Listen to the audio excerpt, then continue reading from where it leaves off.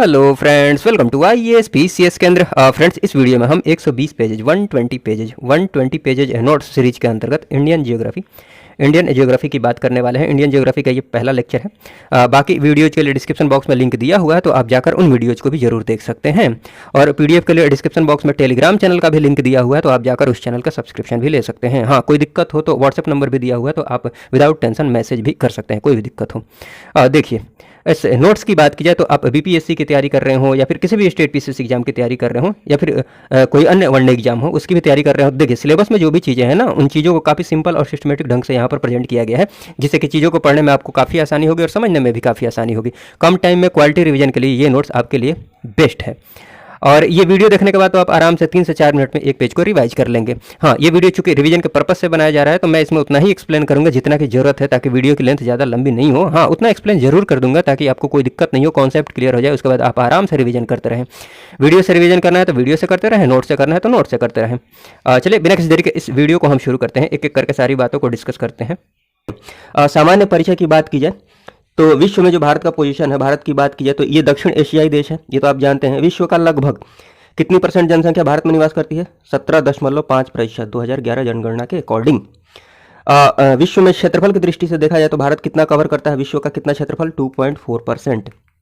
2.4%। और क्षेत्रफल की दृष्टि से भारत का पोजीशन जो है विश्व में वो 7वां पोजीशन है, और जनसंख्या की दृष्टि से दूसरा पोजीशन है। जनसंख्या की दृष्टि से दूसरा, पहले पर कौन है? चाइना है। हाँ, क्षेत्रफल की बात की जाए कि सबसे बड़ा देश कौन सा है, तो जान सकते हैं रसिया सबसे बड़ा देश है, उसके बाद कनाडा है, उसके बाद USA, फिर चीन, ब्राजील, ऑस्ट्रेलिया, ठीक, उसके बाद अपना देश भारत। क्षेत्रफल की बात की जाए, भारत का क्षेत्रफल कितना है, तो आप इसको मोबाइल नंबर जैसे याद रख सकते हैं, 3287,263 वर्ग किलोमीटर। मुख्य भूमि के विस्तार की बात की जाए तो भारत का जो ये उत्तर से दक्षिण की तरफ लंबाई है, उत्तर से दक्षिण की तरफ ये कितनी है? 3214 किलोमीटर। और पूर्व से पश्चिम की तरफ बात की जाए, ये लंबाई ये कितनी है? 2933 किलोमीटर, 2933 किलोमीटर। अक्षांशीय और देशांतरीय विस्तार की बात की जाए तो देखिए, समग्र रूप से बात की जाए, समग्र रूप कहने का मतलब ये है कि ये भी भारत के अंतर्गत आएगा ना, ये भी भारत के अंदर आता है। अंडमान एवं निकोबार द्वीप समूह, ये समुद्र के बीच में जो है।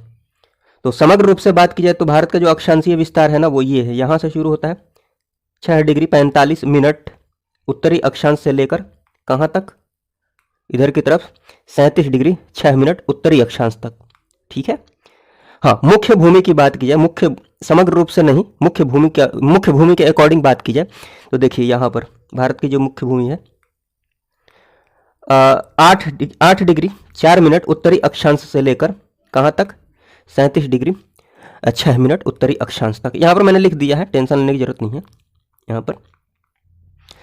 उसके बाद देशांतरीय विस्तार की बात की जाए तो देखिए, इधर 68 डिग्री 7 मिनट पूर्वी देशांतर से लेकर इधर की तरफ 97 डिग्री 25 मिनट पूर्वी देशांतर, ठीक, ये देशांतरीय विस्तार है।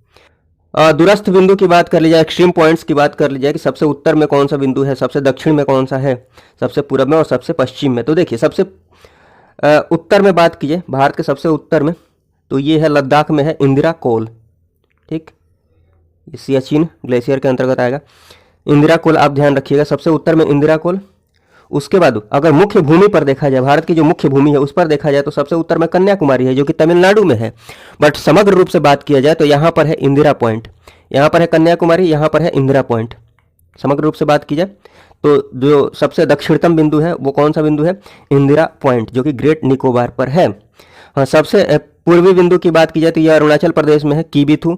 और सबसे पश्चिम में बात की जाए तो गुहार मोती है, जो कि कहाँ पर है? गुजरात में। ये सब कुछ मैंने मैप में दिखाया है, तो आप यहाँ से ध्यान रख सकते हैं। गुहार मोती है, कीबीथू है, इंदिरा कोल है, और नीचे की तरफ मैंने आपको दिखाई दिया है, ठीक। तो ये सारी बातें हैं। उसके बाद बात कर ली जाए कर्क रेखा की बात की जाए कि कहाँ कहाँ से, तो आप मैप में देख सकते हैं कि कर्क रेखा कहाँ कहाँ से गुजर रही है। यहाँ पर मैंने नोट कर दिया है, आप देख रहे हैं कि ये कर्क रेखा है, ये कहाँ से गुजर रही है, कौन कौन राज्य से, किन किन राज्यों से होकर गुजर रही है, ये आपको ध्यान रखना है।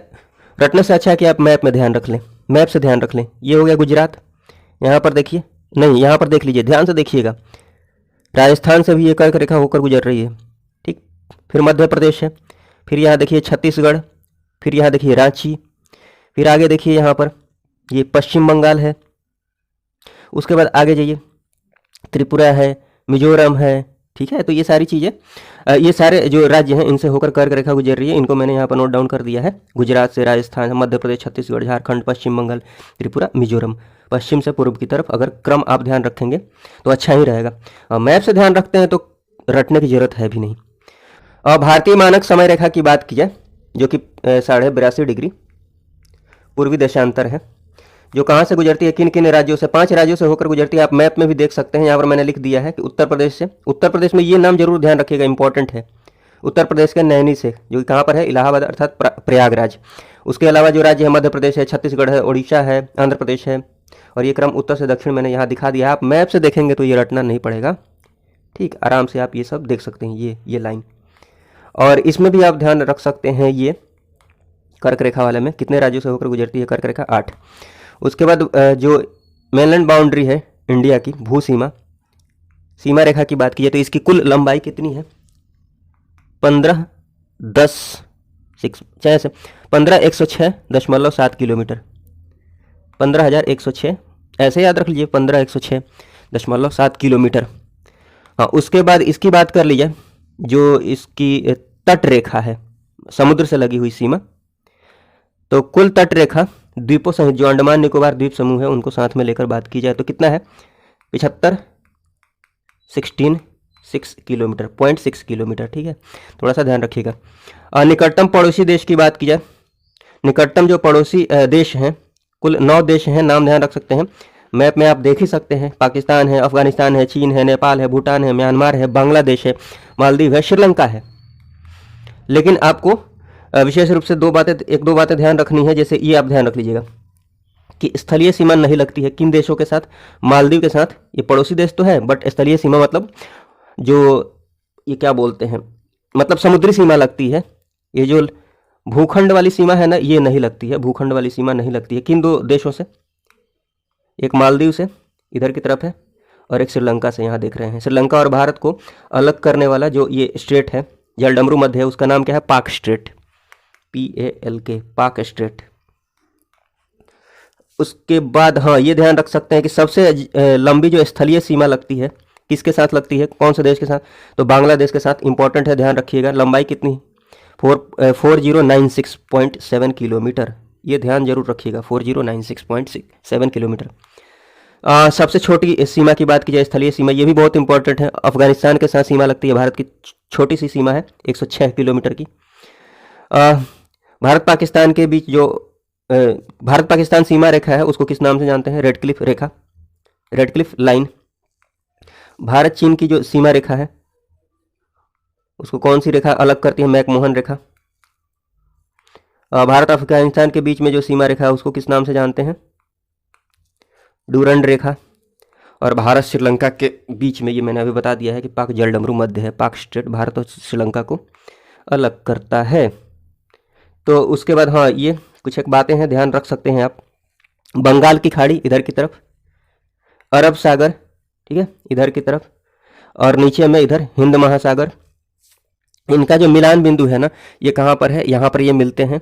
जगह याद रखिएगा, कन्याकुमारी। कहाँ पर है कन्याकुमारी, तमिलनाडु। 3 तरफ से बांग्लादेश से घिरा हुआ जो राज्य है ना, ये देख सकते हैं आप, ध्यान रख लीजिएगा। 3 तरफ से बांग्लादेश से घिरा हुआ जो भारत का राज्य है वो कौन सा है, त्रिपुरा है। आप मैप में भी देख सकते हैं, यहाँ पर त्रिपुरा, 1 मिनट, यहाँ पर त्रिपुरा है। और भारत में गांवों की जो संख्या है 2011 की जनगणना के अनुसार तो देख सकते हैं 640,932। चलिए फ्रेंड्स, इस वीडियो में बस इतना ही रहने देते हैं, बाकी बातें आगे करेंगे, नेक्स्ट लेक्चर में करेंगे। इस वीडियो को देखने के लिए आपका बहुत बहुत धन्यवाद। जय हिंद, जय भारत।